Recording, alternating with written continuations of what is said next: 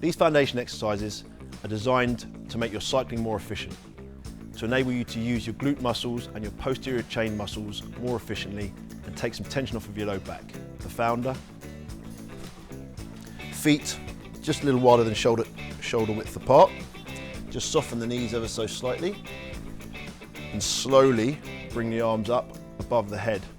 And what this does is it builds the tension into the low back, in through the lats, in through the erector spinae muscles in here, at the same time as engaging some of the glutes. So the weight here is on your heels, and make sure you breathe through that. So as you start to engage the lats in here, helps to give some stability and some rigidity into the posterior chain, which is your glutes, hamstrings, and the low back muscles and lats in here.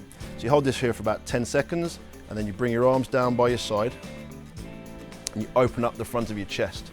Drive the hands down and towards the floor, and slowly internally and externally rotate the arms there. The windmill, slightly different and quite similar also, so feet a little bit wider apart.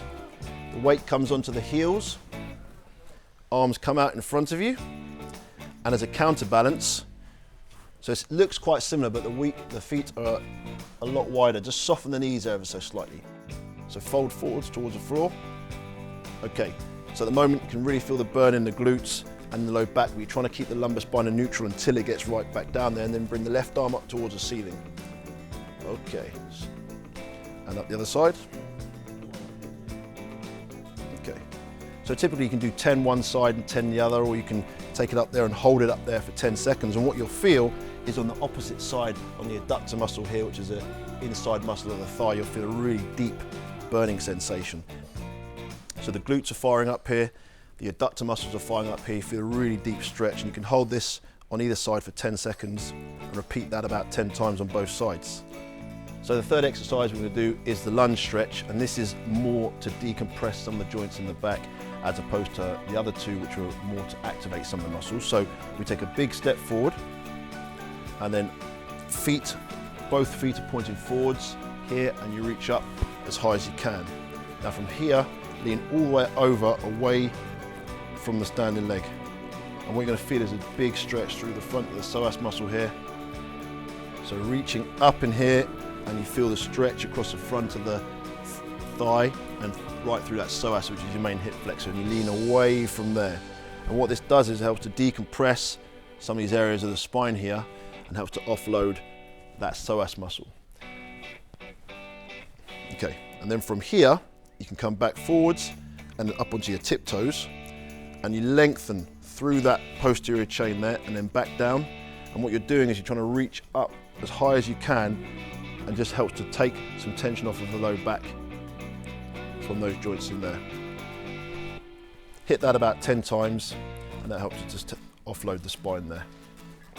So the last exercise is called the woodpecker. So you take a big step forwards, like so. Again, make sure your pelvis is pointing forwards.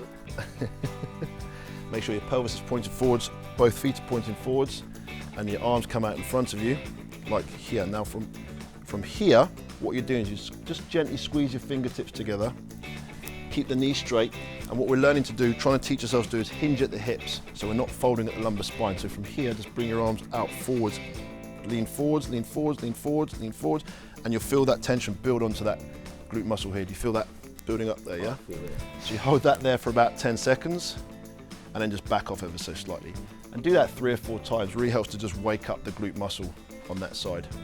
Nothing below the hips move, nothing above the hips move, we're just hinging right through here. So you hinge through the hip, lean forward, keep coming, reach out, reach out, reach out, hold that there, and as the further you lean forward, the more you're going to feel the tension build up in your glutes.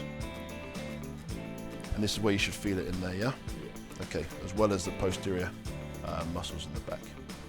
Perfect. For more videos like this, go to GCN.